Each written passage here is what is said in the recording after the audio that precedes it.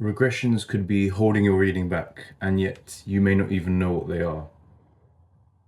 I used to not know what the term regression meant before, and then when I learned about them, I realized, okay, yes, this is annoying. These are annoying me, and I need a way to solve that and to get rid of them. But before we even dive into any of that, we need to first understand what reading regressions are and what we can do to maybe solve them. For many of us, it's a new term, and before we can really address it and tackle it, if we even need to, then we have to understand what they are. So normally in reading, we read from the left to right in a smooth, sort of fluid line. But in regressions, say we're reading this passage of text here, where these lines represent text, and this is the most recent thing we've read. Regressions describe our eyes flicking backwards in the text, and normally we flick immediately before to the word we just read, and of course we immediately flick back to the current word and continue reading as normal. And this can happen multiple times on a line or once every few lines. But sometimes we even flick further back to a previous passage or sentence. And of course we immediately flick back. It's not a question of looking back and reading something else. It's a question of almost subconsciously just flicking to a previous word or paragraph we read and then flicking immediately back. Because normally we'd be reading in a continuous flow from left to right. But regressions are these abnormalities in reading, the flicking back. Now, reading regressions take up about 15 to 25% of our reading. And of course, I'll be putting a paper in the description of where I'm taking some of these ideas from, these facts. And the good news is that they don't actually impede our reading comprehension, which is a relief to many of us. That's the weight of our shoulders. Okay, so it's good that if we are suffering from these, then at least we're not having our understanding reduced as we read. But nevertheless, in spite of that, it's annoying. And our reading experience matters. When we sit down and read a book, we don't want to be constantly flicking back to past words or segments in the text. That's annoying. And if it means increasing first the speed of our reading and also just the experience of sitting down with a book, then it may be something that you want to consider taking action to solve. So first, before we dive into a solution that you might want to apply, we need to sit down and assess whether there's even a problem in the first place. And this is a very personal thing to decide. It's completely your call. You might want to ask yourself, am I prone to reading regressions? Do I constantly flick back? Is it a thing that I find slows me down? And it's so frequent that I'm very aware of it in my reading.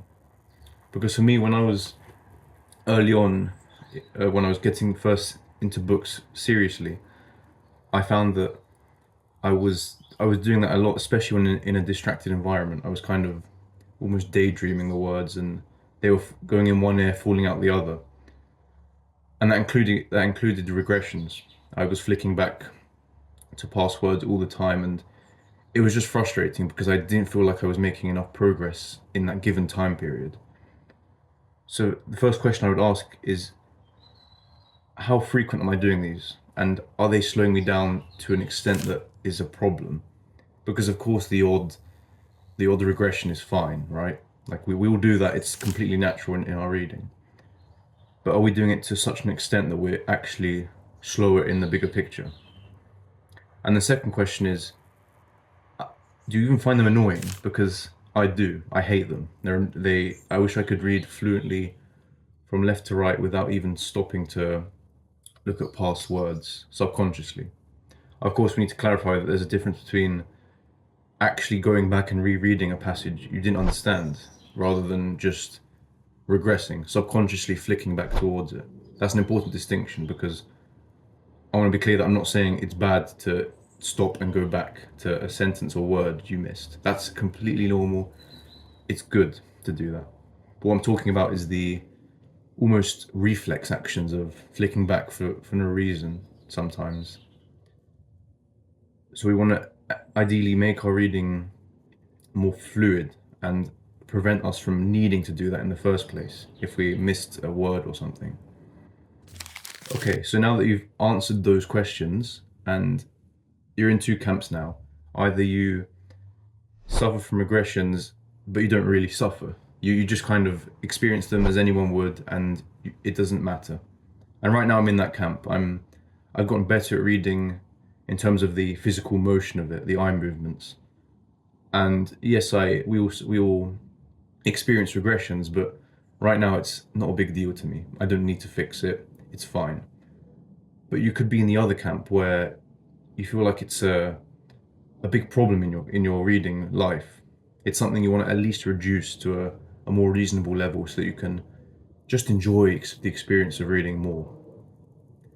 And for that, there's a solution that I haven't applied actually myself. I'm not sure if it works because I never felt the need to apply it. I felt like I could just practice, and I got better at reading through sheer practice over the years.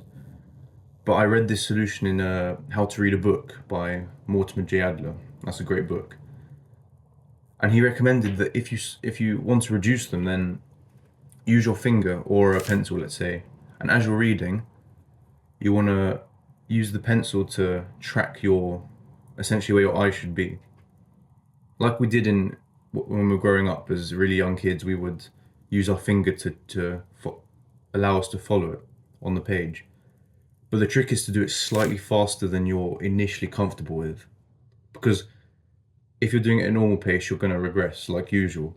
But if you're just slightly faster than you normally read, and you're moving the finger and you're forcing your eyes to follow it, then because of that almost pressure you're imposing on yourself to read slightly faster, apparently it helps to reduce those regressions by almost redirecting your focus more urgently into what you're reading now, in the moment, immediately.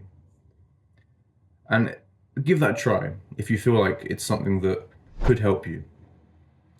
And I'm sure there's other methods and solutions out there, but I'm not sure if they work. I'm not sure how effective they are. I'm not sure how long you need to implement them before. But do give that finger or pencil solution a try where you follow it. Okay, now that the solution is out the way, we can look more into why regressions even exist in the first place. Like why does the brain feel the need to dash back to a word, maybe not even reread it before continuing on as normal? Why does that happen in our brain as we're reading? Well, according to a paper I read, there's two different hypotheses, leading hypotheses. They both could be true at the same time, so they're not mutually exclusive to one another, and they both have a valid argumentation behind them. So they're two strong hypotheses.